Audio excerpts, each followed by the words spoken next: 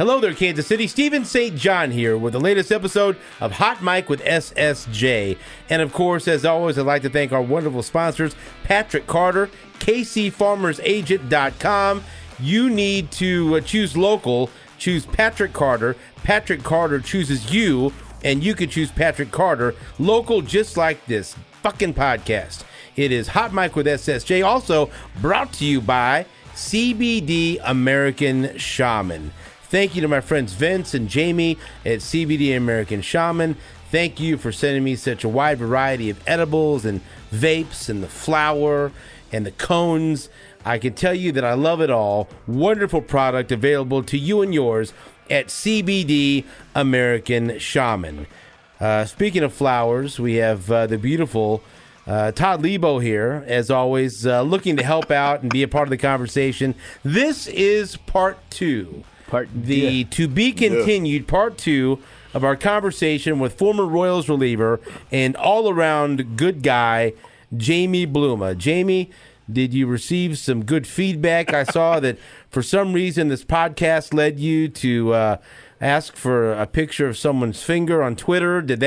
How did you enjoy that? Was that something? I like to see other people's maladies and try to compare them to what I've got going. He has to remove that fingernail, it sounded like. Like, I just have to trim mine a normal nail, so not actual removal of. So, sir, thank you for making this podcast interactive and tweeting us a picture of your finger and explaining us. So it's a removable. It's a little, prosthetic this could nail? also be like a weapon if in karate or something. Where you when I let it get long and sharp, you can like a Fruit cat. Ninja. Wolverine. Remember Fruit Ninja? One of the first things on your iPhone. He loved that game. Yeah. You're like Wolverine. It is. That's similar. I mean, 1 out of 10. It's a talon. It's a little guy. That's more than we have. It's a narwhal. Right. No, but that could be if sharpened and utilized the right way. That could be a weapon. Could. I mean, And it'll get to a point where it can scratch you. Right. Yeah, like a fang. So in the finger fang. What's in the Here we bucket go. here? Right. No. So, What's in the box? What's in the box? No. Here we go. What's in the box? so here it is. This fucking guy said that he had the finger. Right in front of this. Some people didn't believe him, and ladies and gentlemen, here is Jamie Bluma's severed finger. Sterile. Fuck. Up a little Hold bit. it up. Okay, where we got? And then a little bit. There you go. Is it right? And now You're right, roll that So then thing you around. It's in there. I don't necessarily. Why is it so pale?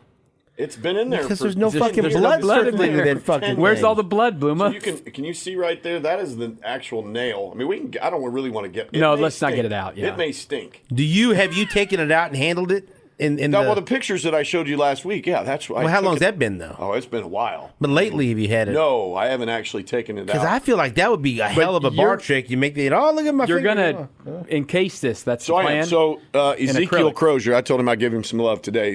What up, Zeke? Zeke Crozier does. Did you get a good shot of that on the camera? Because I feel like we should show that again. He got it. Ben's making a does- face. Zeke makes art out of bottle caps. So his company that does amazing work is Handicapping.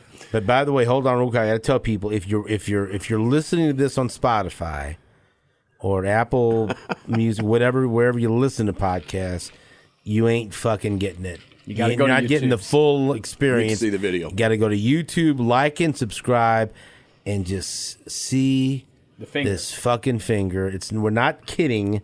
Shake it into the It microphone. doesn't make Listen, noise because it's try it. rubbery. Well, it did when I was on the way here because it's frozen. So it was like an ice cube in thawing there. out. And now it is thawing out. So this is the process. So is it handicapped? Is that what? Handicapping. Handicapping, CAPPIN. okay. All right. So he makes art out of bottle caps or caps. fingers. Not fingers, no. So he's been doing stuff with me for Red, White, and Bluma. He makes a flag every year for Blumapalooza.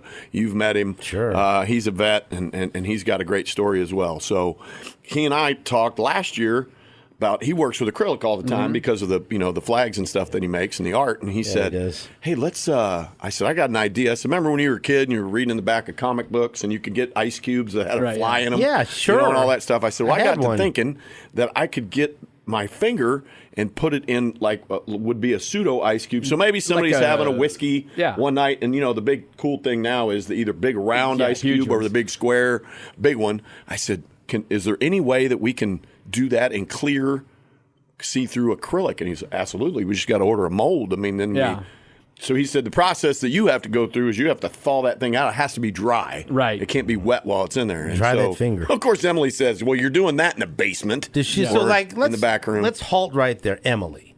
I do a lot of things around the house that irritate my wife, and she questions like, why are you doing this? How does Emily feel about this finger and where we're headed with this? Is she on board? Does she not want you to? Does she want this finger to go away? Like, how does she feel about this? When I'll backstory a little bit, I don't think she even believed that it was really in my freezer when we first started dating. I mean, who did? And then it was, and she's like, "Well, that's gross." Right. Because you met her post-accident. Be careful of tater tot night at the house. Oh, shit. Because it's similar in size and shape of a tater tot. But you keep it in this little. So I keep it in this thing, in a metal thing, in the freezer, So in it's the hidden away garage, in the back. freezer, in Okay, the garage. garage freezer, So it's the okay. beer fridge, Yeah, beer okay. fridge freezer in the garage. In the So finger place freezer. it is actually. It also has bait fish that I use when I go fishing. Okay, so this is a stinky freezer. Yeah, so that we I don't want you to do this, but I bet that could catch a hell of a fish. Well, that was the That'd thing. be Is some a good lot bait. of people have said, "Well, why do you still have that?" I said, "Maybe I'll use it to go catfishing." Don't you think that In the would get Missouri River. that might I be think- a record catfish? Could be. in the Put a state little of Missouri. spinner on it. Could be. So I've chosen not to do that because now we're going with the acrylic Right. globe.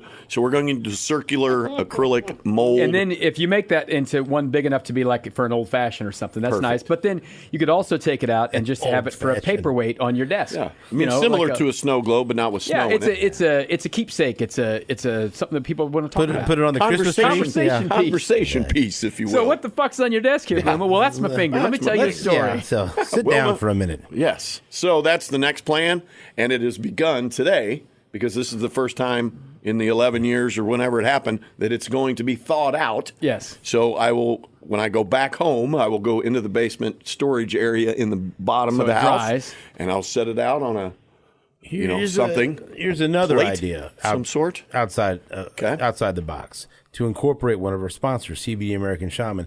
If I was able to get some of the flowery product there, could we somehow fashion this into something I could smoke something out of this finger?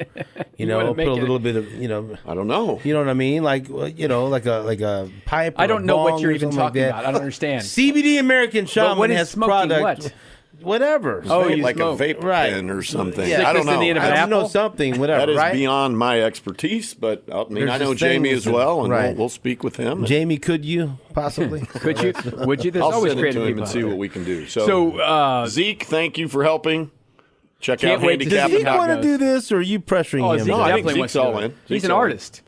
Well, This he is said art. this morning, he goes, "Is it going to smell?" And I said, I don't know. For a little bit. I have but no it- idea. Once you put it in the acrylic, it won't smell. I feel like Well, no. I think, I don't know what to do because I have to get it out of this at some point. So Well, it yeah, can it's It going, has to that's dry going out. to It smell. has to smell. For a little while, but then it'll stop smelling. Yeah, I'm not going to smell. There's not for a very lot long. of flesh there. This isn't a whole body. It's just a little bit of a finger. nub, just the tip. So I don't. No. Ben wants us to take it out now to see what it smells like. no, we're Fuck not. that. No, Ben. This, Here's the okay, deal. we'll bring it in there and you tell it. No matter what I you will do, end this fucking episode right now if you pick that Here's the finger deal out with of there. YouTube. You can't fucking smell it on YouTube. So But we don't can, need and that. I don't need it. We've done enough of that tasting shit the last few days on stuff. So we left you. How was the after effects of the bomb? I had a rough bowel movement this Yeah, morning. Got a yeah. little hot. But we ate some hot wings. People don't know about that. I was on a this real thing. red ass. So I I'm can't gonna, do that stuff. I'd we shit- left you in the shit major fire. leagues after episode 1. You milked a cow, but you had not played yet in the major leagues. I had not. Okay, so how many days were you on the major league roster Well, before you really wanted him actually to milk pitched? this story for all it's We're going to worth. milk it. Oh boy! How many days that before was, you pitched? Because your debut was That in day. California. That was that day. So you milked, and this is... This is all the same You day. didn't win that contest, did you? I did not. No, the cow Okay. kicked over the bucket, spilled milk all over the place. So you come in, Shit. and you've told this story before, and we've this, but your very first batter you faced is whom?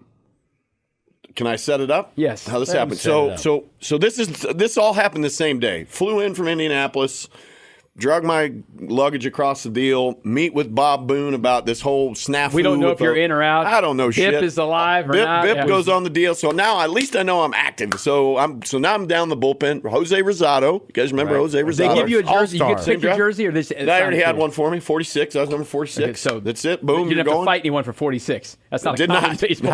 How was Bob Boone? Was he?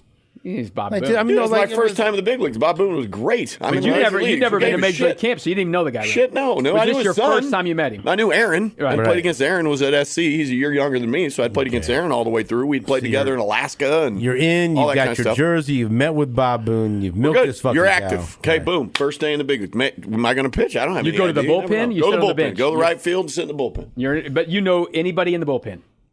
I mean, obviously Jeff Montgomery's in the bullpen, but I didn't know him You didn't well. know him, but you didn't know any. Mike Magnante, who had probably been up and down a little bit. Mags. Lito Pichardo. I mean, some guys that had been in Omaha. And Did anyone greet you? Like, who did you go out there? Did anyone warm up to you? Were they nice? Do you Chris say when- Haney was good. He wasn't a reliever at the time. He was a starter. I mean, Right. we had kind of bonded over a little bit of country music stuff back then, so I at least knew him. And I mean, we had Gubazah and Belcher. We had some awesome veterans that were like, hey, man, welcome, good. Was I don't know anyone, about Julio Valera and Tim Pugh, whose spot I was taking, or Bip, or Was anybody anyone, an ass? No, not fucking at all. asshole? Not No. at all. Nothing? No. Nobody? Not day one. No, because I was the guy that I listen. I learned from all the. We had a ton of talent. At You Wichita weren't some State. hot shot showing And up I don't there. run my mouth and all that stuff, man. Observe, listen, understand So what's it's going a on. Friday night, big So- crowd. You're sitting out there in the bullpen. Sitting down in the bullpen, Jose Rosado started. It's the bottom of the fifth inning, and there's a pop up by our dugout, and Rosado, who was a great athlete and a pitcher, always don't go hand in hand, right? It does in your case. Somewhat. He ended up running over to the dugout and actually caught the pop up, but then fell into the dugout. It was the third out of the inning, kind of tweaked his knee. Where are I don't the even know if you fucking remember watching that teammates game. on the dugout? He was helping? probably faster than whoever was playing. So he first pulled base a for us. he pulled a Mondesi. So he Mondesi'd it Right. and fell into the Mondesi'd. dugout. Hey, phone rings in the dugout in the bullpen. Bloom, you got bottom of six. You guys are up. Boom, done. Okay, Yeah. right there. Yeah. Yep. You get that phone call. What You you couldn't like, shove a grease needle up my ass. I'm telling you. Hot Nervous buttered, as you couldn't fuck. put a hot buttered BB up my shit. butthole, man. Like, have you tried to do that in the past? It man, seems like that. You said that so quick. I don't know. actually, the great thing was, But you've got a whole didn't really have half time inning to warm up here, right? Because now Which the could Royals be- going to hit. which could be 7 very pitches. By the Could be way, whatever. Right. Again, can you please, throughout this podcast, give some country sayings? Those like are that? I Oklahoma like those. colloquialisms. That's what I want to This hear. is Some my more of dad those. grew up not far from Let me there, give you another one. Cleveland, Ready? Oklahoma. Couldn't shove a buttered thermometer. Yeah. That's tight ass. That's a tight ass. My Right there. dad Can't used get to a buttered say, thermometer. "Have you ever heard? That's funny as a puppy chewing caramels." That's an Oklahoma one. That's a What the- good one. Or I've seen the fuck I've was seen that? 2 goat ropings and an elephant fucking, and I ain't never seen nothing like that. I'm hotter Whoa, whoa, than two whoa, rats. I'm hotter than 2 rats fucking in a wool sock. Okay, I've heard that That's a one. good one. That's an Okay, Ichiro. yeah. That was Ichiro. Well, he I'm did hungrier than a bitch wolf with 9 sucking pups. Eustace That's a is solid one right there. What- Eustace wait. has a tits on a boar. What did you say though about My elephants dad, and say it I've again? been to 2 goat ropings and an elephant fucking, and I ain't never seen nothing like that. Has your dad really been to an elephant fucking? That's what he used to say.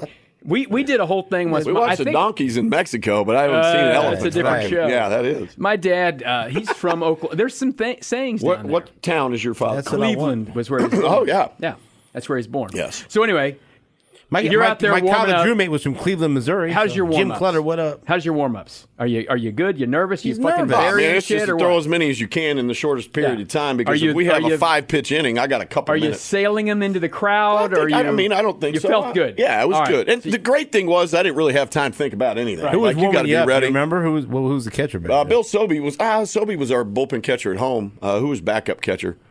Probably maybe Fasano at the time. 'Cause Oh, we had I like McFarland, Fasano, and Sweeney. Sweeney had started That's that a game. fucking loaded depth Yeah. chart. So catcher, I can tell you that. I'd have to actually go look at the roster. Royals to see who's make it catching out. the pen. Do you I jog? don't Do you give a sprint? shit. What do you do? How do you get to the mound? You run to the mound? jog? You jog so the mound? you got the 6, jog it in. You make it. You're throwing it in there, right? Who steps up to the plate? Get your 8 pitches in. First batter, Rex Hudler. Okay. So- and how does this Rex go? Hudler. Rex now, Hudler, color first batter. commentator for your Kansas City Royals is the first Yeah. major league hitter you faced.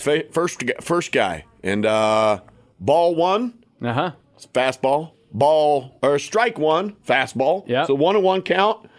Another sinker, gone. 437 feet.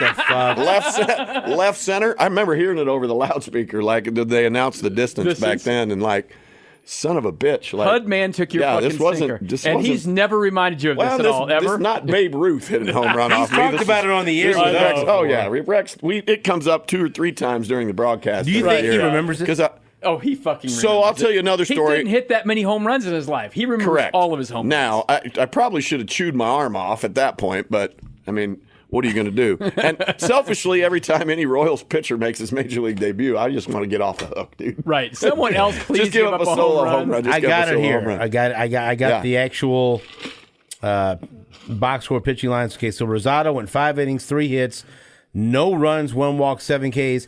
You came in and pitched 1 inning, gave up 3 hits, 1 run, and the home run. You got through it. And then Magnante came in and gave up a couple of runs. You guys win the game. It's all good. Rick Huseman walked. Rick Heisman, still a good friend of mine. And then Jeff Montgomery got his 22nd save that night. The opposing pitcher was Mark Langston. Troy Percival also pitched. And I'm just going to tell you real quick that some of the lineup that you faced besides 34,000 people in the game. It's a big night, big Friday night. Hudler led off. Gary DiSarcina, Chili Davis, Jim Edmonds, Tim Salmon, Randy Velarde, Garrett Anderson, JT Snow, and Todd Green. That's a fine lineup right there. So Chili got me too on a Charlie Browner right back up the middle. But I didn't give up another run. Right, I mean, I gave up 2 other hits, but I didn't give up another run. And I got out of the You did your job. So, and then subsequently ended up playing with Chili over here. So you feel good. You guys win the game. What's post game like? Have you call the folks? What do you do? Didn't have cell phones at the time, so you don't even couldn't get go a to the chance clubhouse to phone and do anything. No. Was this your first ever 5-star hotel? How'd you get back? Did you cab back? No, we ended up going out that night. So I went out with the guys and we went to a country bar. And I remember I bought a cowboy hat at the bar. Joe Vitiello, myself, and you bought bunch of guys bought a cowboy hat because that hat. fits real nice in your luggage. It's a private plane, dude. You don't need to let me. You can carry it on. He was already major league at this point. I said, I'm getting on it. Fuck these buses. I'm getting on a fucking private plane. Got this 10X fucking felt black cowboy hat. How much whatever that shit bar cost? was. Probably $100, $200. Yeah. I don't He just fucking throwing money around. Was it a Stetson? I still have it. Yeah. It might not have been. That's probably a knockoff something. So tell me this. These are the things I love that people don't know much about baseball. All right. So now this is your first ever Major League Baseball trip. You're on the road. You guys stay in Anaheim for the week, and then you're going to go to Seattle after that. Yep. They hand you they hand you an envelope with cash money in it for your per diem. 10 days of meal money. And now this is probably like the biggest wad of cash you've had in your life. This is more than my paycheck had been in Omaha for the 2 weeks previous. Fucking meal money. Yeah, $750. You catch the beginning of a road trip, and you're like 10-day road trip. So Davy gives you a fucking envelope. It's cash money. Davy, it was who was the travel secretary back then? Whitty? Man, yeah, Dave Whitty. Yeah, you got it, nailed it. Dave Whitty. Boom! He hands you this money, and now you're like, I'm buying fucking cowboy hats every night. Yeah, beer's on me. It's a good Dierks Bentley song. So and that was a great thing too. Was like I said earlier, there's so many vets on the team. You know, they put their arm around me and it's like, all right, man, congratulations. You know, bust your cherry. Let's go out tonight and all that stuff. So you did that. So you spend the time there. You go up to Seattle. It's like a hell of a night. Whoa. So this is your first time ever on a charter plane? Oh, no doubt. So you get on the charter. You walk in. It's like, we didn't charter at Wichita State ever. I mean, right. So you get on, and they're just like, you got your little bag. You're on the plane. Fuck. What's the plane like? What's your first plane ride like? Beers. So card games. You get the card games for sure. So we played a game called Boo Ray. If you ever played Boo Ray, you haven't. Explain it to us. Yeah. Everybody gets 5 cards. You turn one of the 5 over. Whoever's dealing, that's trump. And then you go whoever many's playing. If you win the majority of the tricks, then you win the pot. Right. And everybody puts in $1 to start with. So you're playing this thing with some guys with some dough. Are you? Yeah. I mean, I'm not the one with dough, so you kind of got to be smart about who you're playing with. I mean, don't play with the dude with the most money on the team. So it's rookies, probably Rick Heisman and I. And, Magnante, because he was actually a math major at Stanford. So he was like trying to help me out a little bit. Well, trying to help me out a little bit, So that's it. And you can eat whatever you want and have as many beers as you want and do all that stuff. Like, this is awesome. Then you get to the fancy hotel. This is no longer the fucking... obviously you're used to grabbing your own luggage and taking... Nope, just sit there. Okay, I get walk somebody in, to do that. Keys at the table. Get your own room. Well, at that time, we didn't get your own room. Who'd you room with? Granger, Jeff. Mm-hmm. Yeah, Jeff Granger. Texas A&M. First round pick. And he and I played together in Omaha. So I went to his major league debut with high expectations. Yeah, he actually beat KU at the College World Series in 1990. Football. Had a boy, Jeff Granger. Quarterback. Yeah, he's quarterback. So you go up to Seattle, and now you're like, all right, now you pitched a couple of times in Anaheim, right? Did you pitch remember? Once? I have to go back and look. I think you pitched twice. I looked it up. Once, twice. Okay. So I look up in Seattle, and your first appearance in Seattle, you faced in order A-Rod, Griffey, and Edgar Martinez, 3 Hall of Famers. Right. Do you remember this at all? Griffey, I do more than anything, and because Griffey this was fucking Griffey right now. This ain't. Well, A-Rod was pretty fresh. A-Rod was a kid, right? He was like second year, and he's probably like 19 or something, right? But Griffey this was the fucking the dude. They had a good team, man. They had Buhner and yeah. I mean, I just named 3 Hall of Famers in a row. I remember standing on the mound in the I was in the windup and. Was this Kingdom? I look at Kingdom. They Kingdom. had not built the place yet. And I was an avid baseball card collector when I was growing up. So Upper Deck, 1989, card number one, Griffey. Ken Griffey Jr. You got that. So I'm on the mound. Just the headshot. And I'm like, huh, shit. There he is. Step off. So I stepped off. Like, man, it's Ken Griffey Jr., card number 1, 89 Upper Deck. Let's go. And you had already been told. He was already batting. Well, yeah, you'd already been told to turn your fucking hat face. around. Yeah, find your face. Because so Ken Griffey earned the right to have his hat backwards. So that was it. I think he grounded out short. You got him out. Fuck this guy. I couldn't get Joey Cora out. It seemed like Joey Cora was something. But so that was my kind of oh shit moment. The only one really where I was like, oh man, that's a big deal. So you're in the league for about a week, and then you start getting save situations. Had Monty got hurt in Detroit. Okay, we were on a road trip in Detroit, and he blew a save, I think, late in the innings, and I ended up having to come in and throw a couple extra. This was shoulder for him, right? Shoulder for him, yeah. Right. So he DLs, and so. At the time, I think we was kind of going to just be closer by committee or whoever, and I'm the one that got the opportunities at the end of '96. So September 10th, September 11th, September 16th, 17th, and 20th, 5 consecutive outings, all saves, 1, 2, 3, 4, 5, before your final appearance of the year. So you had 5 straight outings that resulted in saves, and then your last appearance was September 27th. You went a week. And you face Cleveland again. Now let me ask you. Gave up my second home run that game. Here's a trivia question: who was the last batter you faced that year? Kevin Seitzer. Kevin Seitzer. I do. Let's bring it all fucking full circle. Isn't that crazy? Yeah. But you go out there. I'll tell you who I gave up my other home run to. And I didn't never recognize heard of this him. person's name. Nigel Wilson. So he was the second pick in the expansion draft. Okay. Behind David Need. Remember David Need. N-I-E-D. He was a pitcher, wasn't he? Was Need a pitcher? Yep. Yeah, from Atlanta to Colorado, and then the Marlins took Nigel Wilson second. And I had just faced Nigel a bunch of times in Buffalo, and God, I could get in on him and paint on the inside corner, and I did not. How are you health-wise after this stretch of getting up? Because you had 25, 26 saves in Omaha. Good. Now you're up here, and you get these save situations, and your health is good, and you feel that the season's over now.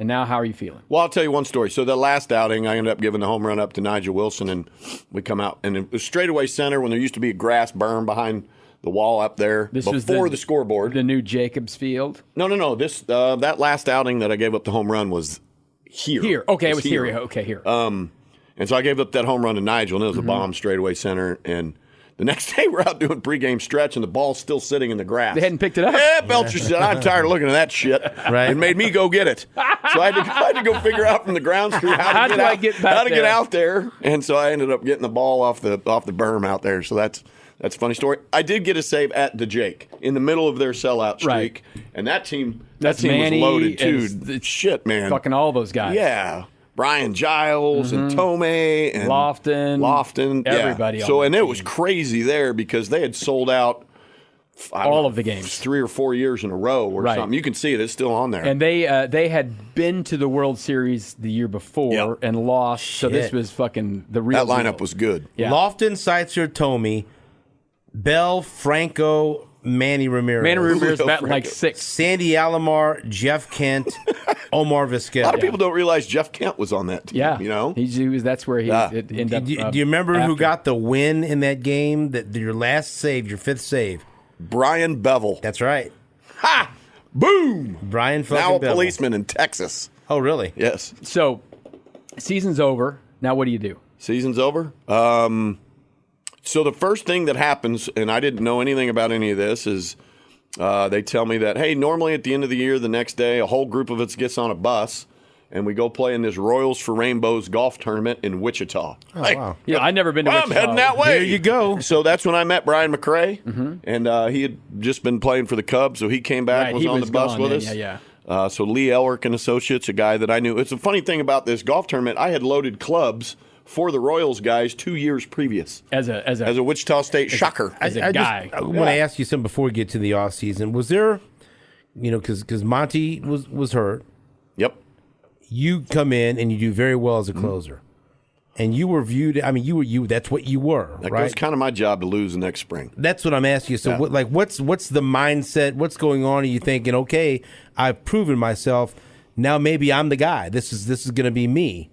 Is it or just you're filling in for Monty and he's going to be the guy? Well, I mean, at some point Monty's going to be back. I mean, depending on what. And at that point, I don't even know if he had surgery then. So he ended up having surgery. Shoulder surgery's fun, Stephen. No, it's not. Well, then the irony is later on when I get hurt, and we can talk about that in a sec. Monty and I ended up having almost the exact same surgery: full labrum tear, rotator cuff, all that. Our surgeries were very, very. So very when did similar. that happen for you? When so did the next happen? spring. Well, so did you have a Wichita story before on the bus? Was anything happen there before we move on from that? It was just shenanigans down at Teradyne down in Wichita, and get to see some new dudes, and then to walk in and see the guys that are not loading my clubs or my teammates who before get my clubs, bitch. But that had to be, just honestly, being funny because those are my teammates, and that had the to be, irony of. You kept signing going. In 96, Wichita brings you back all the time. You just keep sucked back into Wichita. Well, I mean, that's where I was heading back to anyway, but I didn't know they did this golf tournament and all that stuff. They moved the minor league team to Wichita, the golf tournaments in Wichita. You just keep getting drawn back to Wichita. That's got to be like a triumphant return for you. Here you are 2 years later.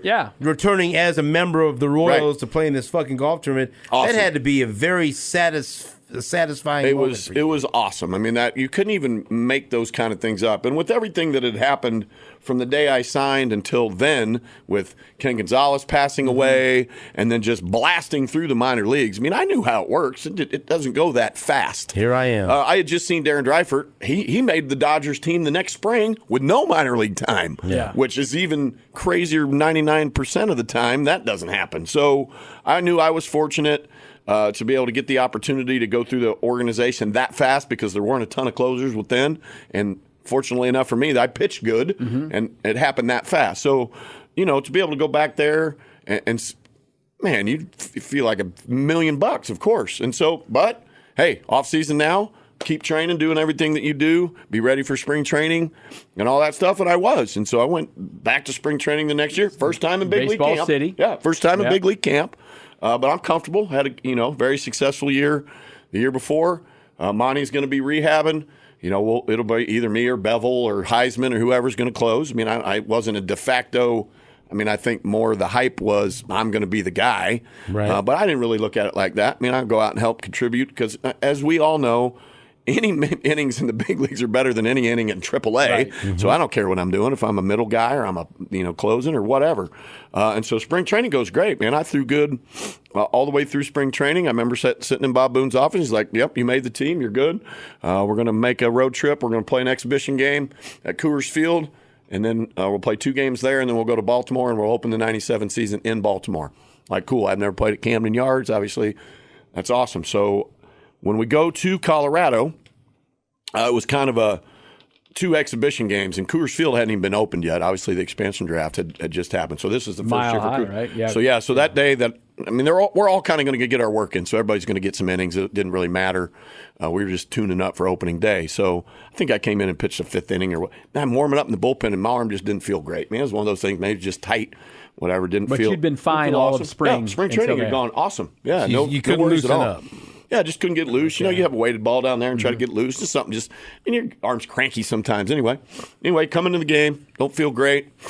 Vinny Castilla hits a home run off me. Larry Walker hits a home run off me. I give up 2 solo jacks. Well, they were testing the fountains at Coors Field that day to make sure they were ready for opening day. And thank God I gave up 2 home runs, so they work. They could test the fountains, They work. So if you ever go to Coors Field, thank me. There you go. Fountains work. Fountains work. And I'm on the mound, and I'm sure I'm visibly distraught because something feels out. I'm not a give up a home run guy. I'm a sinker ball guy. Right. Keep the ball down. I mean, just something wasn't good. But it wasn't just that. You felt something. Yeah, just didn't feel right. But then they see, does someone pick up on? No, they don't. So I come into the dugout, and Bruce Keeson was our pitching coach, and he'd been my pitch coach the year before, and I'm in the dugout, and I'm in a fog. Like something's wrong, but I didn't immediately say, "Hey, something's wrong," and I'm just kind of sitting there in the dugout, and Keeson's like, "Are you okay?" And I'm like, "You know what? No, I'm not." He's like, "What are you? Were you gonna fucking say anything?" And I'm like, To be honest with you, I don't know. Probably not. Yeah, I'm probably gonna go out there and try to gut it out again because that's what you do. And there was nothing before that. Nothing. No, nothing. Precursor, nothing. Had a great spring. I mean, I So could probably go look up spring training numbers. Okay. Obviously, I pitched well enough to make the team again. So you tell them there's something wrong, and then what happens? So they get somebody else up and's got to go back out and pitch the next inning or whatever because I think they're going to maybe send me out for a second inning. I'm not 100% sure. And at that point, I feel like Bruce is mad at me because I hadn't said anything, which I totally get that. Now, there's but a I don't real even thing know. with There's a thousand things going on in my head right then. You need to have honesty and communication between these two things, but it's not a two-way street because if you tell them you're hurt, you're fucked. Right. Well, then and it's hard. Then you're a puss. Are you a pussy or you're fucked? Yeah. So, especially a young player trying to make the team. Right, man. That's all I want to do is make the team. Come on. So, turns out this is the first time I ever get to fly first class because Chili tweaked a hammy or something, and so we all got to fly back to Kansas City to get MRIs. So I got to get an MRI. Chili's got to get MRI. So you're not on the charter. They send you to Kansas City to get an MRI. It was Chili, George, and I fly first class back to Kansas City. George just flies first class because he's George. That's what he does. Yes. George fucking Brett. Yes. And so, I'm. So you go to Team Doc, or they send you Team Doc? Yeah, Steve Joyce was Team Doc at the time. So I ended up going to get a dye-enhanced MRI, orthogram. We talked about this. And those fucking shit, that hurt worse than fucking surgery looking back. So in your head now, you're like, God damn it, I'm about to go to Baltimore, Right, and man. now I'm coming to Kansas City. And what is wrong with this thing? And I'm thinking, hopefully, it's just not a big deal. I spend the time, whatever. 2 weeks, So and they then inject go. you with this dye, and they manipulate your shoulders so they can see. And the imaging, it's like It fucking hurt. yeah. I've had They missed that with the dye exact the first thing. time. Yeah, How long when I for had results it, then? they went and hit a nerve and went too far in, and you jumped. And you never want to hear the person that's injecting dye say, sorry. "Oops." Oopsie. Yeah. Ooh, missed. I'm like, what the fuck is oops? yeah. Ooh, It's I hard got to get through all the muscle missed. on your shoulder. At that time, tremendous upper amounts body of muscle. strength. And so this happens. So get the results back. Kind of inconclusive. We don't see any major tears or anything like that. So rehab. All right. So you stay here, or you go to? So I'm on the Florida, road. So I'm You go to Baltimore. I do. I end up Okay. getting back on the plane. I go to Baltimore, and I'll do my rehab with the big league club. with But Nick you're on Schwartz the and- DL at this point? On the DL, yeah. You're on the relieved. 40-man, you're on the DL. You relieved because they didn't find anything. Right. So at that point, I'm like, Yeah. I'll rehab it for a couple weeks, and if everything feels good, then we'll go on. So You it's still getting the per diems? still getting the per diem. yes. Now I'm stealing money as we laugh. I'm on the DL drinking list, so now I'm in the big leagues on the drinking list, just collecting money and time and the whole Right. deal. I didn't think about that at Right, the right. time, But now you know. I just want to get back on the field. So So you just throwing bullpens? What are you doing? So no bullpens Nothing. for a little while. Try to do rehab. strength, and then What the do a fuck? little rehab, and then you play catch again, and then you're feeling good. So I'll never forget. So we play the first inter squad game in Pittsburgh. The Royals do, and I'm going to throw a bullpen that day. And if everything goes good, when we go to Chicago the next day, I'm going to throw live BP, and then I'm going to go out on a rehab assignment. Okay. So it's going pretty good, feeling pretty good. And Now, this is 97. This is the first year of interleague. it's 97. So I still have the poster. I wish I'd taken a picture of it and show you because we played Pittsburgh. Hey, you brought the finger. You That's did true. good. That's equally as fun. So I throw the bullpen in Pittsburgh. Man, everything goes pretty good. Bullpen there. Feeling okay? Yeah, feeling good. Like, all right, man, we'll get to Chicago, play catch tomorrow if everything's good, live BP. And so we finish the Pittsburgh series. We go to Chicago. I can't even fucking play catch the next day. Oof. It hurts so bad. Like, Okay. what in the fuck? So Because my bullpen in Pittsburgh was you were throwing- I'm pretty good. But then, Everybody's like- there monitoring, and then 2 days later, the next day in Chicago, I'm like Dead What? arm. Just So fucking. like before you through batting practice, right? So you throw the bullpen, Yep. you feel good. Yep. Later on that night, you're fine. You don't feel. Doesn't bother me. But when you wake up the next day, does it feel anything? Doesn't feel terrible. But so not until you actually throw that you notice that something's wrong. Yeah, it's bad. So now I'm And you can't even throw. Like So what's going on? Yeah, I can't. I barely get it to the guy. Like Okay. playing catch, it's hard. Like what the fuck is going on? but now here? what? Like, You got to go tell them, hey, I'm fucked. Or well, they see could tell. that. I mean, Yeah. they could tell. Now now it's like, man, are you just milking this shit and trying to stay in the big leagues and don't be a pussy? And like, man, that's not me, dude. Yeah, that's right. not. And then you got Keeson, who's the totally most old school dude. Like, I pitched with a hole in my rotator cuff Right. for fucking 15 years. And like, okay, dude, Yeah. I And get it. this is the last I get thing it. you want to fucking deal No, with. man, I'd rather Right. just, if I'm not good enough to be here, get me the fuck out of here, Right. But so now. So you got to get another. So now I don't. Another MRI or what? So that was the whole case was now what do we do? I mean, obviously something's wrong. So the decision was, do we do another MRI or do we just go in there? you know? And so the choice going back, you know, in my mind's eye, maybe I should have gone to get a second opinion from Frank Jobe, right? Or somebody. you know, at the time you're listening to your team. Sure. You know, I'm a rookie guy, so you know I didn't make whatever the team wants is the best idea. You're a team So guy, who makes the decision? You said it was a collective decision between the coaching, you know, obviously the pitching coach, the coach, the trainer. Said, let's open me up and see what's I'm like, up. something's wrong, guys. But that's like, what they tell you? I'm not fucking faking this, right? Yeah. You know, so I'm sure. So anyway, that's what we do. So you come it was back July. to Kansas City? So it's July. Yeah. Yep. And I go and I have a full flap labrum tear.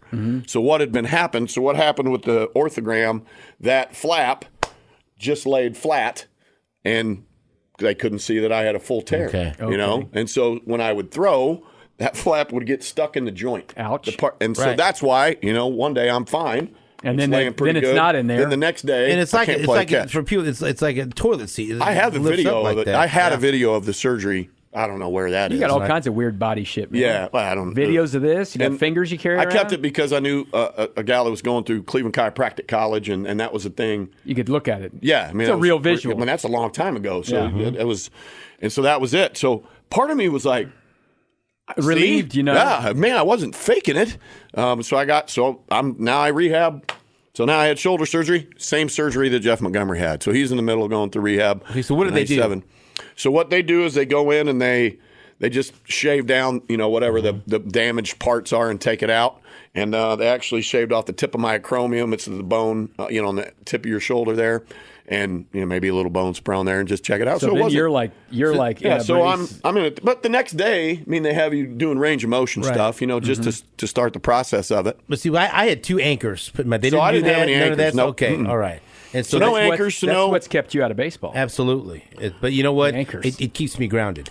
And so then what? Well, here's one of my least. I said this yesterday at work too. One of my least favorite things ever is minor surgery. Like, Yeah, there's no minor No, there's no such thing. I mean, Right, you go, that's so for exactly me right. to equate shoulder surgery versus Tommy John, in shoulder surgery, something's amiss, and they have to go take out those broken parts, remove them, be it a flap tear or skin or whatever that is, muscle, take it out. And then your body has to heal up. Tommy John, they're going to go put in there something better than you had to start Right, with. they take something You know, out they're and going put to take something in. another Like the $6 ligament million out there. man. Yeah, that's a completely different surgery. So the success rate of shoulder surgery versus Tommy John surgery is completely different because some guys come back, some guys don't. You know, there's just no right. So man, I did all the rehab. So are you doing this in Kansas City, the rehab, or where do you go? So I'm here, yeah. So I'm not even going on the road. So you're going to the a little bit. ballpark? No, I'm Or are you with doing Paul it- McGannon. Uh-huh. You know, Paul Yep. was the rehab guy at that point. I was Because in they there. didn't have facilities to rehab really at the stadium at that point, right? Some, but they didn't have the Cybex Yeah. machine where you got to do the shoulder strengthening stuff. That was all at what I can't even remember the place I So was you going just to. went there and So that's you what I do fucking- every day. that's I your go get my job, is work to get in. I go better. run. I go shag. When the That's- team's at home, I go, man, but you feel like a leper, you isolated. know? Yeah, you're and isolated. Muser, so now Muser's Now you got the old manager. school, yeah. Well, and he hates DL people, yeah. dudes. Let's And hear so it. Let's somebody hear it. on some road trip that I had not been on, some of the DL guys, and maybe it was Dilson Torres, if you remember that Sure. name, Dilson Torres. Can't spell DL without Dilson or Dilson without DL. Huh? So I guess Muser had come in during the game, and like some of the dudes are just hanging out in the clubhouse What the eating fuck are spaghetti you guys or doing? doing whatever. Like, yeah, so he loses his noodles. And so I go to the field the day after I got to meet with the guys. Chris Haney, I think, was on the DL too. So he and I'd go fish at Apier's house, listen to the games on the radio and Right. fish and do that and Piola. We get back off the road, and now rehab guys, DL guys, you can't even stay in the dugout during the game. Get the fuck So outta that's the here. deal. You're going to get your shit done. Once BP's over, get your shit, and you can either go watch in the stands or you can go fuck home. Right. Because Muser was pissed at whoever was doing And that stuff. wasn't you. me. Right, No, okay. I didn't do that stuff. Well, so now you already feel like an outsider Now to you're start really with isolated. because you're hurt. And then, so by that went on for the rest of the season. And then I think the end of the year, I got to a point where I could at least play catch. So, I'm back on the road with the team at the end of the year. But once again. Are you feeling like you can still pitch in the major leagues at this point? Oh, yeah. I mean, Okay. so everything's going good. It wasn't a crazy, I didn't have a full blown, go get a couple anchors in your shoulder. You had a little cleanup, had a little rotator cleanup. But now you've lost your spot in the pecking order as being a major leaguer. You got to earn all that shit back. Yeah, because I didn't have enough time to be able to. I mean, Jeff Montgomery was going to come back and give a chance to go pitch in the minor leagues a little bit, and he's right back in the big leagues because he's proved it. When you had this surgery, what was the prognosis? What are they? You should be out this long. Did they get? Was there a timetable? Well, that was working with thing, to be ready for spring training the next year. Okay, you're toast this year. Well, because it was already by this time I had tried to rehab, and that didn't take. And then all that debacle happens with the Pittsburgh and then Chicago. But I didn't have surgery until July. Would you have been better off? You think just having surgery right at the beginning? 100. Well, yes. I mean, I think because we could have. It gives you 3 months of time to. Yeah. Whatever. I mean, who knows if a different surgery by a different person would have had different results? I'll never know the answer to that question. So you go back to spring training in 98 now. So 98, I go back to spring training, and I rehab. Man, my numbers are great. My strength is good. Everything based on what you do rehab-wise, everything looks good. Now, that's completely different than once you get out there and you feel it and you go throw, and is it the same? And so I go back to big league camp, probably rushed it back a little bit. I'm not going to make the team anyway. And then I'm having a little trouble, so I end up getting sent down. I mean, I got an option, so I go start the season in AAA. You said you rushed it back. Are you feeling pressure? Are you putting pressure on yourself? Like 100%, I got to fucking get back. And yes. Did you? I mean, were your own worst enemy there? Were they making you like? It was a mutual pushing thing. You or? Too much too soon, probably. Okay. I mean, I feel good. Maybe I didn't feel as good as I should have felt. Well, you want to feel good. You want to go pitch. I mean, and the numbers don't lie so I'm a little bit short. I wasn't a 95 guy anyway. I was a 89 to 92 sinker slider guy, and not only was I probably now 86 to 88, and not as good a sink and not as much bite on my stuff. So I've lost say 10%. Well, that 10%. That's everything. It's everything. That's Major League Baseball or minor league baseball. I get sent down. And so that starts the journey of me over the next 3 years of I go to big league camp in 98, I go to big league camp in 99, I go to big league camp in 2000. I'll throw good for a couple weeks, then I'll pitch like shit, and then I'm not hurt now. I'm just not very good, as good, and there's a huge fine line there between being able to compete at AAA or AA or against Major League. So I'm a little short velocity-wise. I'm a little short feel-wise. But why? Is it just still a mystery? Yeah, it's shoulder surgery. You just don't know, man. Just like when you have a foot surgery or a knee surgery. Just a little bit slower. Some guys come back and the knee never bothers. I had patella tendon reconstruction. My left knee never bothers me. Knock on wood. But my shoulder feels fine day in, day out now, but when you got to go compete at the major league level. You can still pitch better than 99% of the people in the world. That ain't good enough. But that's not good enough to be in the major league. So what's it that like? Other 1% just took your job. So what about mentally now? You've been there. You've had success. You've gotten saves against fucking major league. I mean, guys who end up going to the fucking Hall of Fame, right? Yep. You have that, and now you're like, fuck this shoulder, but I don't have a choice. You want to keep chasing the dream. Mentally, what's it like to be in the minors after you've been in the majors? It's a roller coaster ride because I pitch good like 2 games and I pitch bad 1 game. So that's not good enough. I mean, your ERA is 5. You can go look at my minor league numbers pre-surgery and then post-surgery, like they're awful. There was a stretch in Omaha in 99 that, man, or at the end of 98 or the end of I feel like I threw like 15 innings pretty good, thought I righted the ship. Get me back up there. And then the next year I start in Omaha and I'm dog shit again. And I'm back and forth Omaha to Wichita. And I think I'm the only, I don't know, I'll have to check this sometime, but I may be the only player that pitched well enough in Omaha at the start of the year that I caught the College World Series road trip when you're on the road for 15 days. Right. And then pitched shitty enough to get sent down to Wichita and you catch the NBC tournament road trip. So I was on the road for an entire month. Yeah, so you actually got sent down to Wichita. Back and forth. So the funny story is York, you know where York, Nebraska is? If you're going from Wichita to Omaha, you take a right at York, Nebraska. If you're going from Omaha to Wichita, you take a left. So there's a lot of rights and a lot of lefts. Right. So when they tell you to go back to Wichita and sucked. Yeah. Because I'd had so much success there, and to go back there and just not, now it's 2000. I'm back in Wichita. But you're not like 35 years old either, so you still want to play professional baseball. Now, listen, this isn't nearly as much fun, right? Because you're not getting the fat per diems, you're not on the private planes, the Major League Baseball checks are better than the others. Yep. And we talk so much about how minor league baseball players are abused salary-wise, like how much money You get there. How are you living like this? I was lucky because when you're in the big leagues, and so I spent all of 97 in the major leagues. Okay. So they can only cut you 20% no matter where you are. So I'm in Omaha or Wichita making pretty good money in 90. Way better than a lot of your teammates. Oh, absolutely. Right. Some of those guys afford to an apartment or something like that. Like I was. Yeah. I mean, I was that way in 96. There was 4 of us living in a 1-bedroom apartment in Omaha when you first move up. So, I mean, it wasn't about the money. It was like, man, I want to be healthy. I mean, I wasn't a guy that signed for 1.4. I signed for $50,000. So it is what it is. I mean, you got to get up there and have elite success to make millions of dollars if you didn't already sign for millions of dollars. Do you understand in your head right now, as a 27, 28-year-old guy, that what you did by making the major leagues is fucking amazing? Or is that not, or you don't understand it till like later in life? Later on. I mean, later on, because you got that taste and you got to get back there, And I will give the Royals all the credit in the world because they kept me on the 40-man roster in 98. In 99, I go back to big league camp in 2000. I didn't warrant any reason probably to still be on the Royals 40-man roster, but they liked me as a human. I had stayed in town and through the organization bought the house that I still live in with some assistance from them. They did a housing program for a lot of us young guys. Yeah, I remember that. They wanted people to live in Kansas City. So it was Johnny Damon, myself, Glendon Rush, Mike Sweeney. We all stayed in town and did public relations appearances. I mean, that's how Caillou and I got to meet. I was doing that kind of thing that off season, and so that's why I've been here since then, since the fall of '97, and finally I remember. Well, Jay Hendricks is now the Monarchs GM. He was the assistant GM for the Royals at the time, and I remember going into 2000.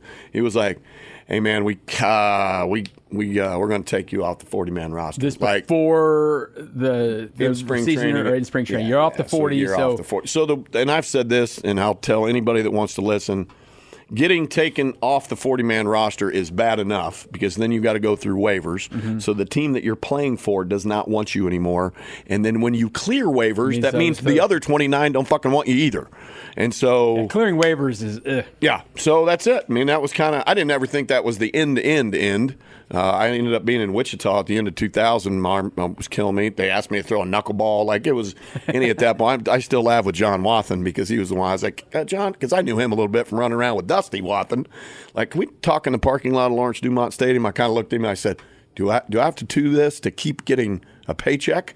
Or if I say no, will I get released? And he said, I said, all right, knuckleball it is. Charlie Huff, here I come. And then that was the end of it. So then when did it come to an end? End of the season in 2000.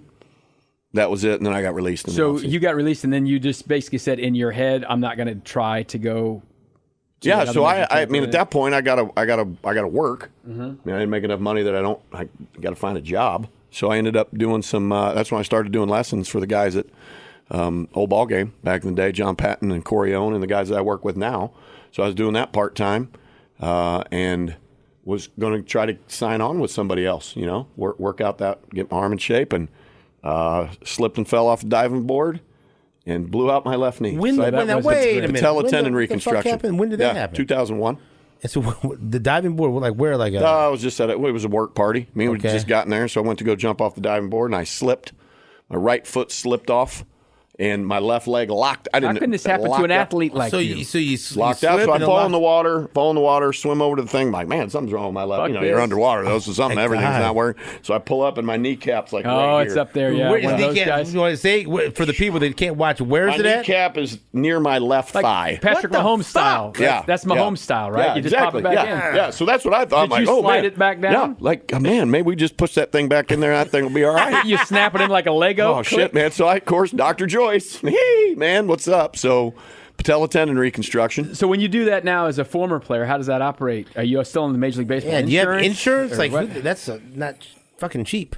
On that one, we had to get creative. Let's say that. All right. We had to get creative. Dr. Joyce, thank God he was a friend. Right.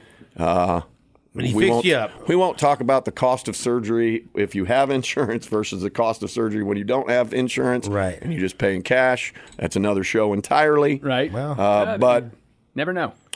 That so that was it. I mean, I had been Jamie Walker and Craig Wilson and some of those guys I'd been working out with. I mean, Jamie at that time had signed with Cleveland maybe before he got an opportunity with Detroit. And then Craig Wilson was actually with the Royals at that point. And so you pretty much feel your baseball career is over after this knee thing. That's the final nail in it for you. Well, I mean, the crazy thing is because that happened, I was able to go back and finish college. I had a semester left at Wichita. I couldn't work anyway at that point. So I had some friends in Wichita still, and I called all my advisors, like, what do I have left? You have 14 hours. I'm like, sweet. I'll be there this fall. I owed it to my parents. I said, I'm going to graduate. Now, 7 years later, I hadn't had a chance. Now, this is when you signed your initial contract. This is from episode 1. The Major League Baseball team would pay for that? Nah, statute of limitations. It was over on that. Yeah, it had run out on that. And what was your degree in? Psychology. I was a psychology major. And I actually had the opportunity, the guy that used to run that, they gave me the opportunity to, if I wanted to, get into the human factors program, PhD program. I was a good student. I'm like, man, doctor, I can't remember his name. I said, I'd love to, but who's paying for that? Now, you were a good student, but not as good as your brother. True. They were both academic All-Americans. I was just fun. So did you ever think about, because like sports psychology, was that rewind 1994, 3, when I didn't even think I was going to play professional baseball at all, that was the goal. That was kind of a cutting edge thing in psychology, was sports psychology. Arizona State had one of the few degree programs in sports psychology. So until I got drafted by Houston and got drafted by Kansas City, that was the long-term goal. Finish baseball in college, and go to Arizona State and get my master's in sports psychology, and then stick around the game and do that kind of thing. But so now you finish up at Wichita State, you get your degree, and now when I was still there, own the house in Kansas City. I did. Yep. And had guys living with me and stuff like that. So 9/11 happened while I was at Wichita State, finishing up that fall. So I've got Dan Reichert and Kyle Snyder and maybe Corey Bailey and Roberto Hernandez. Some guys are staying at my house, So did you say Roberto Hernandez? Roberto Hernandez. Yeah, I heard you guys talking about him. He was nothing but great to me. I still one of his 300th save balls in my basement from when all that happened. It was funny to hear from the neighbors because they knew I was back going to college, and they were like, "Man, whose cars are that out front?" Because I just drove a Jeep Grand Cherokee. Well, there's some guys. Yeah, some dudes. Well, and the crazy thing about that was because of 9/11, the season got upended and got pushed into October. So dudes needed places to stay because their leases were up. Yeah. So that last first week in October, I couldn't even come back from Wichita because there were 6 dudes living at the house to finish the season. The homeowner station loves this, right? Yeah. HOA is like, what the fuck? Yeah, right. So all the my first roommate way back when was Slugger. Byron Shores, that used to be Slugger. So neighborhood kids could give 2 shits that I was pitching in the big leagues. The Slugger van was in the driveway. Did he walk around the house of Slugger ever? I'm not at liberty to answer any of those questions about the ones that showed up on Twitter at one point. Well, one question. No. Hold on. Did you ever walk around a Slugger? Is the question I need answered. Maybe I did. Okay, that's all. I will tell you this, that suit stinks. Oh, it's disgusting. And so we had one of those industrial fans. Not because of you guys. It's hot, man. It's hot. It's mascot clothes. Byron Shores, that anybody that does those mascot things, they're in better shape, man. You sweat like it's nobody. And so we had a giant industrial fan in the garage. You just put that thing in front of it. It was worse than a hockey locker room, dude. In there, it was awful. So that was my first roommate, was Slugger. And then the guys stay there till November 2001. Yep. And now you're still doing your degree. You finished your degree at finished it, graduated, crutched across the stage because I'm in a knee brace because of the thing. Mom and Dad are there. Like that was you did it. Yep. You made the major leagues and you graduated. All that shit. Which, at the time, and you know this, I think, how many guys that signed don't go back and finish. They'll say, the numbers are astronomical. Like that, you see, wow, we're going to have time to go do that. And a lot of guys don't. More so now than they've ever done it because you can do stuff on. Last year during the pandemic, didn't Derek Johnson finally graduate? That was one of those things. It was so many years later. You see those things happen. So you did this pretty quick. Well, and I took a lot longer than I wanted to, man. Right. I wanted to try to get it to go do it in the off season sometime, but it just never quite worked out. I went to the Arizona much online shit as there is now. You could have got it done in 2 minutes. Well, and I got the chance to go to the Arizona Fall League. Right. Couldn't do it that year. Next year, I'm in the big leagues. Next year, I'm hurt. Right. So I didn't get 97, 98, 99. Couldn't get back to So now you're back stuff. here. And when did you start getting super involved with like Royals alumni stuff? So in 2001, I mean, that was it. Now I go back to work, and I'm working full time at Old Ball Game and teaching lessons hourly, trying to build a new life, and I'm going to try to get back in shape after my knee, and maybe I can actually pitch again and go throw for somebody. But that never really materialized, and then I kind of got into the career that I'm doing now, and okay, so here we are. Connect the dots from that point to where you are now, so we can tell people how there's a lot of dots, right? Well, just so 2002, 2001. I mean, I start doing pitching lessons and instruction and all that stuff at Old Ball Game, which is now Mac and Sights. Working for the guys that were nice enough to hire me and do that stuff. And you remember Marty Patton that used to play for the Royals? Sure. His son John I've worked with. We had Steve Nas. We had some local guys, Mike Grouse, Jeff Cornell, that's now a scout that's here from Raytown, that played in the big leagues a little bit with the Royals. We had a good staff, and Bobby Drenier and Pete Lecoq, and just a lot of guys, just a really good stable of dudes over there. Jeremy Jones was there too, that now runs Building Champions. So, man, what a great opportunity for me to start doing lessons and all that stuff. And this is the kind of things that, Dayton Moore has been, evangelical about, with the fact that they're deteriorating the minor leagues, because baseball, the next generation of baseball players, comes from a kid who's learning how to pitch from someone like you, right? Who, you played in the major leagues. That's fucking 1 in a billion to get to do that. But if you don't have guys playing minor league baseball, maybe they don't want to come back and love baseball and get kids to go. So what you guys have done, because you've had, some people, high school kids have come through Kansas City who have made the major leagues and been drafted, and they've learned from people like you. Well, that's been the great thing, and I'll say it now, and I've said it before, is, man, I obviously was a decent player. I was good enough to make it to the major leagues, but I think over the last 21 years now that I've been coaching and teaching, I'm a better coach and teacher than I was a player, just from everything that's happened from 2001 until 2022, and the opportunities and the kids. And my whole thing is I want kids to have fun with baseball. I love the game more than anybody. I'm the biggest kid every day when you walk into home field and come teach a lesson. Now, when you start talking about talent, we'll figure that out. That's the easy part. Do you want to work hard enough? That's one of the things I say to the kids. Are you willing to work hard enough to be able to get to that next level? Whether that's 7th grade going into high school, whether that's high school trying to get into college, whether that's high school, college trying to get into professional baseball, and so on and so forth. You better outwork somebody, because nobody's that talented. I mean, there's a few guys up there that are crazy first-round picks. I was never that guy, and so I was always the guy that I really had to work and do those things and give those guys the best opportunity to learn and how to do that and what to do moving forward. Okay, so I got 2 stories I want you to tell before we wrap things up. Number 1, I want you to tell the story about how you saved someone's life and then went through another injury. and then number 2, and maybe into this one because this is a very heartwarming story. We'll come full circle and tell the story about reconnecting with the family of Ken Gonzalez, the scout that signed you. Because I know that I still remember and how emotional and everything else. So I would like to hear those 2 stories. I think those are 2 of your best before we get the wrap up sign from Mr. Ben Mester. All right. So the Achilles story. So Georgetown plays KU in Lawrence in December. Is that right? Yeah. Why not? I have to look up what year it was. And so we go to the game. Awesome. I ended up going over to the wheel afterwards. Actually, I was having a beer with John Holt. The weather's awful. Like, it is a full-blown ice storm. And we had like 1 beer at the wheel, and we all kind of look at each other that are all going back to Kansas City. Like, if we don't go back to Kansas City now, we're stuck. Yeah, I mean, we're going to be stuck here in Lawrence. And I hope they have cots here at the wheel. They might. So I'm not driving, I'm riding. So we get in the car and we're driving back, and we're on K10 coming back, and it's awful. Like, it is scary, and we're going about 20 miles an hour on K10, and a Honda CRV kind of passes on. I bet we're going 20, maybe they're going 22.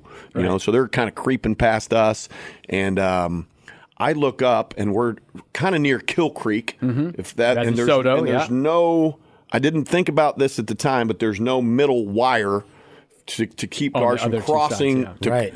I look up, and there's a 80s year pickup truck spinning. It's out of on the other side. On the other side, heading westbound. out of control. And I'm like, oh, shit. Please stay over there. If that thing crosses the median, we're in deep shit. Right. And it kept spinning, and it went right through the median, and it hit the Honda CRV. Oh, wow. Boom. And so the truck goes back into the median. The Honda CRV goes to the side of the road. The other side. And it's flipped over. So it's laying on its passenger side. And who are you with? Shannon Cates. Okay. Shannon was driving. She was the one that had tickets. Actually, we had tickets. She shared tickets with Hudler. So you're not driving. So you see So all Shannon's this. driving, and I'm like, holy shit. Like, so we pull over behind the Honda CRV, and we go over, and the driver's side door opens, and it's the dad, I assume, and he's like, hey, we've got 2 kids in the car. Like, oh, shit. Right. And so he's trying to climb out of the top of He's trying to climb out tin and get can. his wife and his kids. So he hands me, I am reaching up on my tiptoes and getting the car seat with the, and I'm like, what in the fuck was, and I was like, no way. Like, I had getting to the age where other friends had been through it. Chad Corey had been through it, not too long. I didn't realize it at the time, but I'm like, oh man, well, no time. I got to get this car seat to our car and make everybody was okay. So the 2 kids are okay, no injuries. The mom and the dad are okay. The guy driving the pickup truck is somehow okay. I still have pictures you can look. But you're there and you help get all the So kids out everybody's now in the car we were driving, right? Whatever Warming it was, up, yeah. And so I'm standing outside, and it's still a frickin' ice storm, right? And now traffic's backed up miles on K10. Ambulance is there, and the ambulance guy's like, "All right, man, is everybody okay?" And I'm like. And he's like, what happened to you? And I said, pretty sure I blew the wheel, and like, fuck. This is your He's like, you want to get in here? And I said, dude, at 1,000. At this point, I didn't have any insurance, right? And so I'm like, I'm not getting in that thing at $1,000 a minute or however long. So I said, I'm just going to go home. I'll figure it out. $1,000 a minute. And so I'm supposed to go to the Chiefs game the next day. I know this. This was a Saturday. Fucking play hurt though. Shit, yeah, man. So I get home and I get my recliner and I prop it. And I walked into the house, so it's not. I'm like, ooh, man. And I did the old. Where check. is it? Where is she? Right. Nothing. She's up here behind the knee. I'm like, well, up there with that fucking kneecap. That's not good. And it's like, mother goose. You ain't got no. You motherfucker. Say, that's right. Damn it. So who's on speed dial? Who's already done my shoulder and my knee? Are you fucking kidding me? Do my finger. Steve Joyce, Jamie Bluma. What now? That's right. He didn't think it was a house. Now? He's like, You're not going to believe this story. No, I said, here's what happened, man. And I told him, he said, all right, we can get you in tomorrow. See you tomorrow. Goddamn so you didn't right. go to the Chiefs game? So I couldn't, man. God by that time, it. it's hurt, he man. It's torn Achilles. You want him to go to the fucking dude, I wanted Chiefs? Well, you guys know Shane Cortez. There's some fucking walking involved there, Lebo. What the fuck? Man, I wanted to. I'll drink internally. Ice internally. I think it'll be all right. I'm just being honest. I believe that you could have done it. Oh, he could have gone. I'd throw a boot on there and figure it the fuck out. I believe you could have done it, but I'm glad you didn't. So I ended up going, and so Dr. Joyce isn't more of a knee and shoulder guy, and so Dr. Halloran that's over there. I got a guy. So Dr. Halloran, who actually been anyway. We gotta. Dr. Halloran? You know Dr. Halloran. KP Halloran? Yeah, absolutely. He's former Detroit guy with the Red Wings and the Tigers and all that guy before he came here. Are all her. Y'all know surgeons. Yes. Well, I wish I didn't know that. Anyway, so Halloran did my surgery. So I have surgery. He's like, we need to get this done because I'm going out of town. I had surgery Christmas Eve morning. There you go. That year. I have to look up the year. Yes. And so Alan Shope. Do you know Alan Shope? Sure I do. So Alan ends up coming I end up staying at my parents' house for a couple days after surgery out in Baser so they can take care of me a little bit. And Shope gets wind through Brad Fanning, I think, or whatever. And so they come and do the story about, man, you helped save these. I'm like, I didn't know if I saved anybody's life. I fucking hurt myself. Right. So that'll always live in infamy. And if you were just a little bit taller, you wouldn't have to reach so high. I've never heard that before. What a story. Okay, and so now.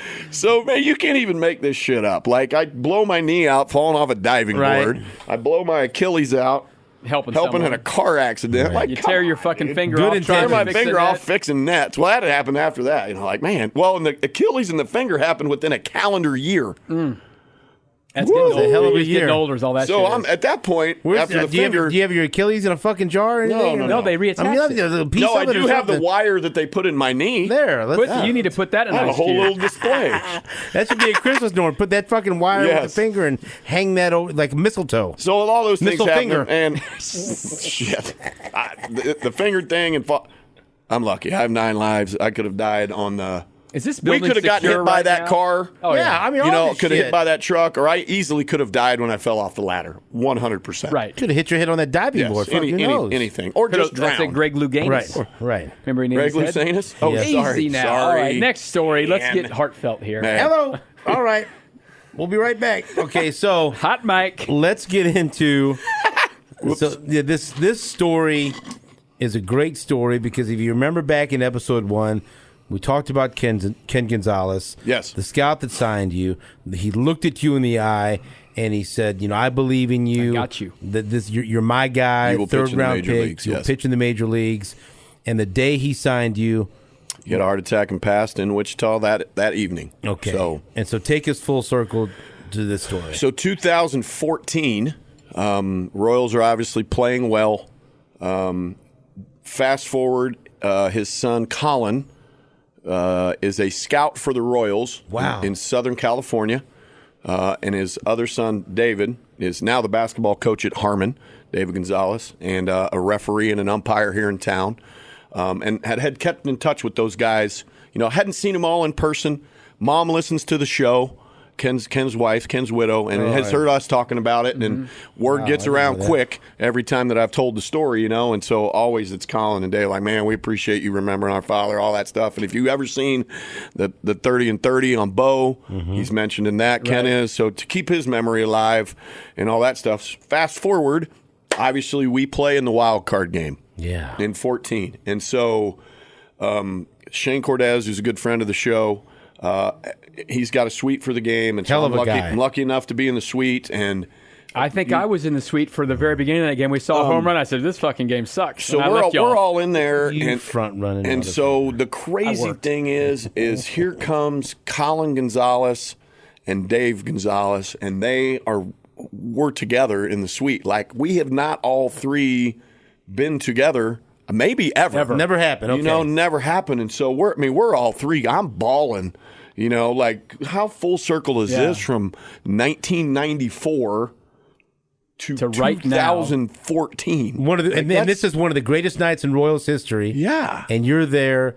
Let's do the math on how many wow. years that is. How many years is that? 20 years? That's Yeah. 94. Yeah, it's 20 years, not 30 years. 20 years.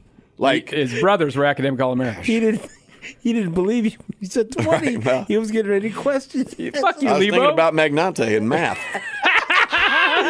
So 20. I could take this guy's per diem. So, man, what a moment! Like, I can't even believe this is happening. And then what happens? The fucking game. Fucking come back. We're all standing there witnessing this comeback against Leicester, and we fucking win. Like, we think it's divine intervention. Right. Like, honest to God, like this, I'll cry right now. Do it. Like, and we to this day, like, holy shit, man. Right there. Like Ken was looking down and Thank you, Ken said, Gonzalez. Jamie and my boys are together. I'm going to make this a night to remember. Yes, sir. I remember How about that? night because I was out there working, and I came down and I saw you guys in the suite. I didn't meet them, I don't think, because I was barely in the suite. Right. Very first inning, Brandon Moss hits a home run. I'm like, "Woof, this game sucks." Anyway, I had to go work at that point later, and then the whole night killjoy. unfolds that way, and then you get another fucking home run. This is I've told this on the radio before. Not to bring some levity to this. So that game was the old Stadium Club was still there. This is before Craft and Draft, right? So that's where Overflow Media was. So I'm sitting there. I think Petro was with me, and we're sitting, and Joel and Monty are sitting in front of us because that's where Overflow Media was. And Monty's got his big scorebook. They got their big scorebooks that last forever. And at the very top corner of the scorebook, there's a little thing that says next game. So like if you're calling the game, you're like, next game is Anaheim, 6:00 tomorrow, whatever.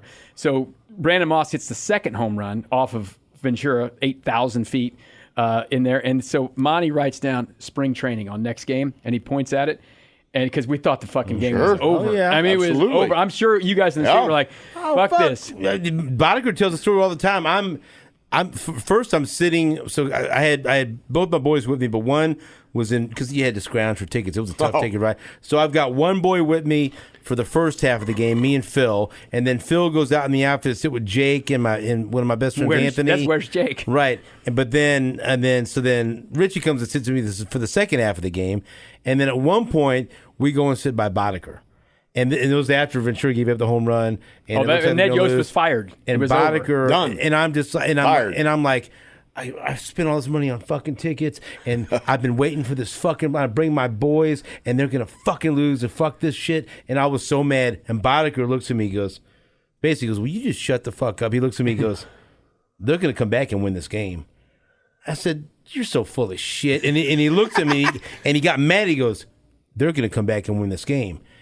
And I said, "Oh, unusual for Boddicker to be smiley about something." And then I get mad, and I go walk, and for some reason, I was surprised that they sold soft tacos at one of the concessions. I gotta have some. So of I got these. 3 tacos. Came back. That settled my nerves.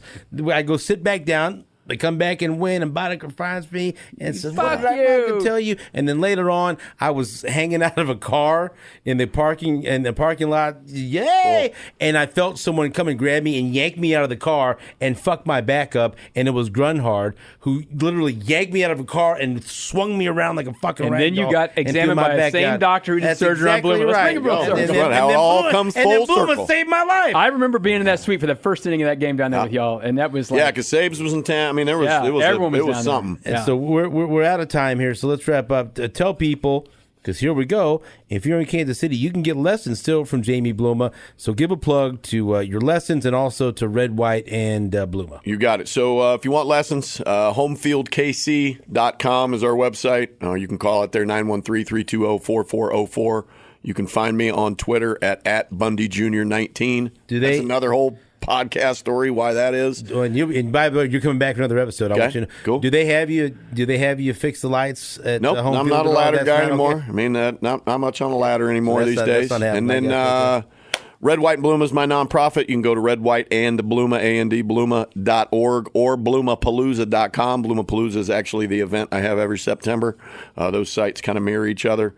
We just try to raise money for local Kansas City charities, military and or otherwise, with the sole intention of just giving some money away to some awesome organizations. So thank you to you and your station and everybody here that's supported that, and for having me on the air on the Border Patrol over the last, how would I say, 7 or 8 years, or 15. 15, whatever. Time Whatever fucking it's been. flies. I'll have to If look there's a back. guy that does more in the community than Jamie Bluma in Kansas City, I'd like to fucking meet him because I don't know who it is. And You? we're It's always going to be Probably you, two. you. I'm like the worst. You guys are the best. Yeah. Seriously. this guy pulls the strings. He makes He everything is the happen. purse string puller. Bluma, I wish we I had love the purse you. string. Hold on. We've got That'd more be great. stories. Shake that finger like Should we, it's a fucking should we open rattle. it up and smell it? No.